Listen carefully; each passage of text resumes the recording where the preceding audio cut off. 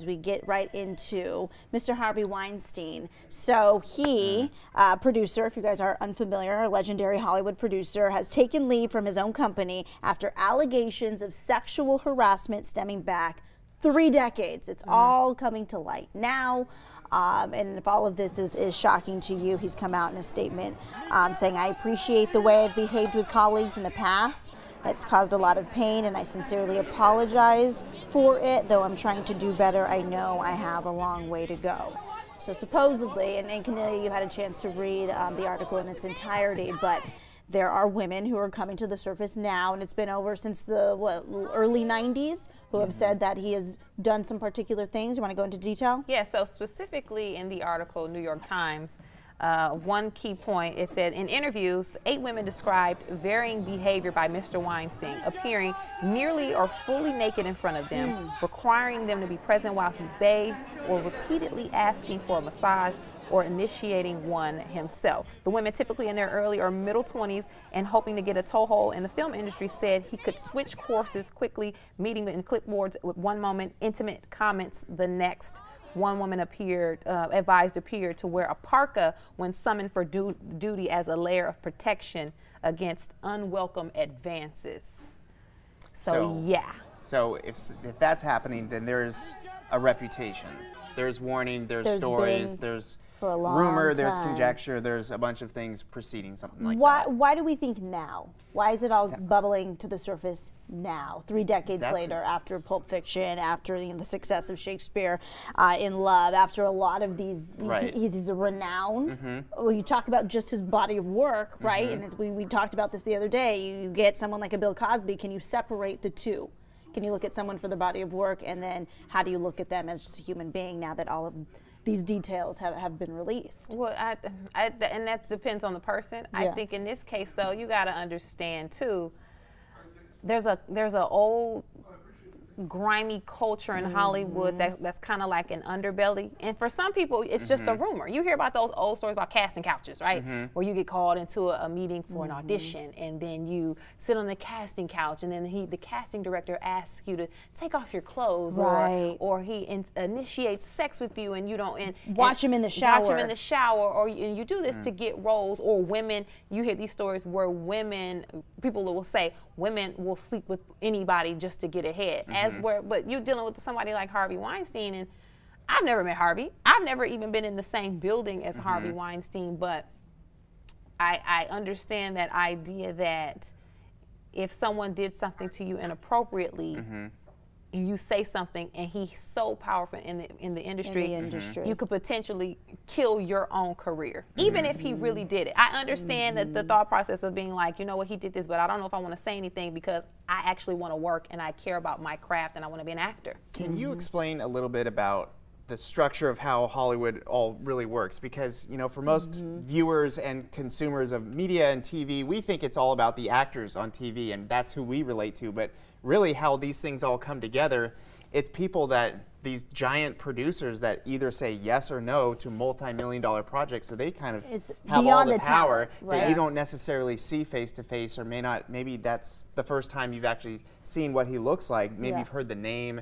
in Oscar speeches or things like that. Weinstein Company. Is that how it all works? Is the power sort of behind the scenes with people that maybe you don't know about? Yeah, because you got to think about the films that the Weinstein Company has backed. So just reading some of them. In the 2010s, The Fighter, The King's Speech, Scream 4, Apollo 18, Iron Lady, The Artist, I believe Django Unchained, Fruitvale Station, The Butler, Mandela, Long Walk to Freedom. So huge studio films, huge studio films that could change the direction of your life. Look at Lupita. Lupita Nyong'o was in 12 Years a Slave. Not a Harvey Weinstein film, but when you are in a movie that gets that kind of notoriety and all the eyes on it, it's an award season pick, it changes your life. Changes the trajectory of your career. It changes your career. So when you are linked to a Weinstein film, that's what you aim for. Granted, you can go independently and do your own thing and try to do like a whole grassroots thing, but when you're talking about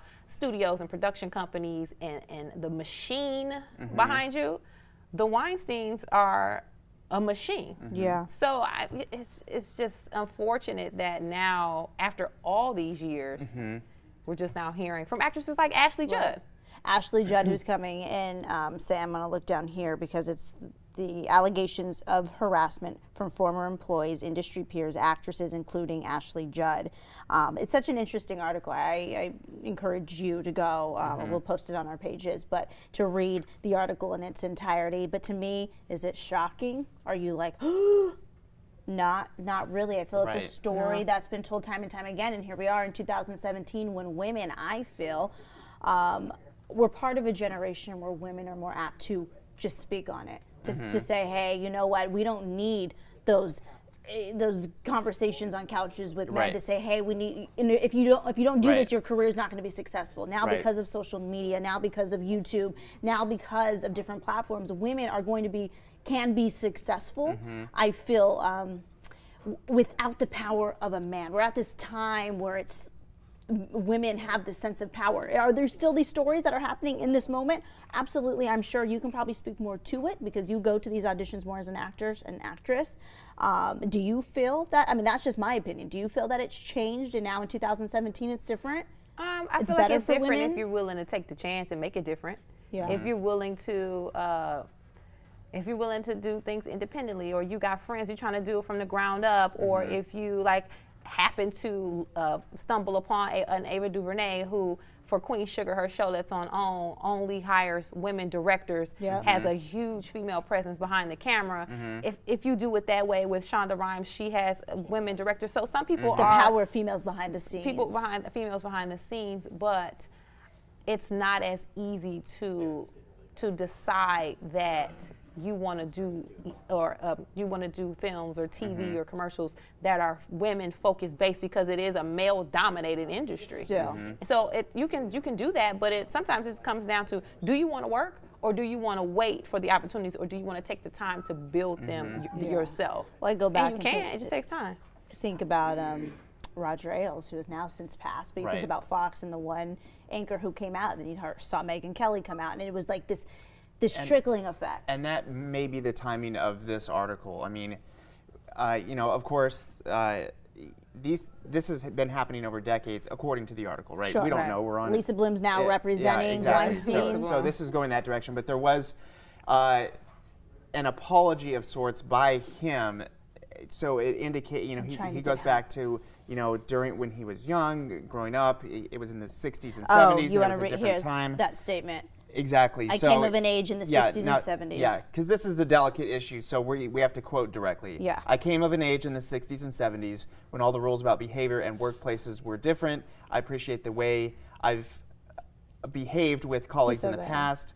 It has caused a lot of pain, and I sincerely apologize for it. Those are his words, and that's a direct quote. So that, to me, sounds like there is some sort of admission that at least there's some truth to that article. But anyway, is that enough? Yeah. Does that matter? Does that hold clout? I think people feel empowered to come out and to tell these stories, because there's this old way of doing things is crumbling before our very eyes, and it probably started with the whole thing with Roger Ailes and Fox News. There's been others, anchors implicated, resigned or fired, or who knows, but things are changing, and that's got to be a huge moment to be empowered for women to come forward, because they're not alone. And per Ashley Judd in that article, she says, women have been talking about Harvey amongst ourselves for a long time, and it's simply beyond time to have the conversation publicly. And to me, that just speaks of how not exclusive, but how underground it can be. Because in some cases, you hear rumors about some celebrities all the time, like, oh, so-and-so is with so-and-so, or yeah, this is what goes down at these house parties, the mansion parties, crazy over so-and-so's house. You hear chatter like that, but when it comes to being a sexual predator, or being accused of being a sexual predator, it's hush-hush, which is, I think that's the unfortunate part, because again, sometimes people feel like, okay, either I want to act and be successful and be able to pay my bills, or on behalf of all women, I'd shoulder this and speak out. Yeah, and I think about, when I think of Ashley Judd in most recent times, her speaking out at the Women's March. She was very passionate about females and empowerment for females. So maybe this is a time for her personally where she's going, you know what, I have this clout in Hollywood now where I don't need a man. I don't need someone like Weinstein to help elevate my career. I'm at the top and I have the power now. So for that next generation of not just female actresses or female actors, but for just females in this world in general. I mean, you have a young daughter, and you know, to grow up now in a time where females are coming to the surface and saying this is wrong is probably a little breath of fresh air for you. There's so many things happening all at once for the leveling of the playing field, and so many, whether it's regards to gender, to race, to so many things. We have a long way to go, but it is empowering for women to have these things crumble, because we're at a moment in time where we've never had more tools available to start your own thing, to chart your own path, and to do it on your own. And I just want to use one quick example. I love this show called Comedians in Cars Getting Coffee with Jerry Seinfeld, right? So he, network TV star, one of the biggest comedies of all time. So that's your classic story. He's a comic, he pitched the idea, it was on the networks, made a ton of money, and then he does his own thing, which is internet only. And then he invites this comedian named Miranda Sings, who's got a YouTube channel, and they have this frank discussion, and she was nervous because she was like, well, I don't want to mess up your show, and you know, I don't want this to go the wrong way, because maybe then I won't have a chance to go and do something for the networks down the road. And he said, you don't need the networks anymore. Honey, they need you because you did it on your own. That was your idea. You do it every day. She's a one-woman show. She does tours, she does concerts, she does this whole thing, and it's all because she did it herself. Yeah. Was that possible 10 years ago? I don't think so. So again, things are changing. And even though it is possible, in real time, you don't realize that you have that kind of product. Because you're like, okay, I'm broke, I'm not making any money, I'm doing this little internet thing, yeah, I'm getting some money, but if I link up with a studio, then I can make real money. Like, you don't see it in real time that you're actually creating the product. So it kind of gets blurred or diluted. And we got a couple of comments from some of our viewers. Good morning, everybody. Tina English Hull said, well, when they take money on the condition of keeping quiet, they are a part of the problem. If someone violated me, no amount of money could shut my mouth. And then we have another comment from Peggy Walsh Gamba, who says, it's a scary thing to stand up and say something for many reasons, especially when someone is so well liked and respected. It's like, no, not him. I know from my own experience. They will go to any lengths to tear you apart. I always ask, is it worth it to go through the bashing they will put you through? You become the bad guy. Wow, very Thank you for profound comment. Up. Yes. Because at some point, what do they always say? The truth comes out, right? And whether for Roger Ailes, Fox, the head of Fox, he died shortly after that. So sometimes it's at the end of someone's life, or it's after one has passed, you learn about these details. But in this case, I'm very interested to see what happens with Weinstein now, what happens to his company, what happens to Miramax, what happens to the state of the industry now that someone like him has been outed. And award season is coming. Ooh. Screeners start to come out. Screeners are you get and the Academy's going to vote. There are females in that everybody Academy. watches the movies. They start to vote. That usually starts the end of this month, the top of November, and he has a lot of movies in the can coming out this year and next year. That could be an issue for timing as well, right? Yeah. Because this story will carry through award season and ultimately the speeches, which are coming as well. But we're learning about this as the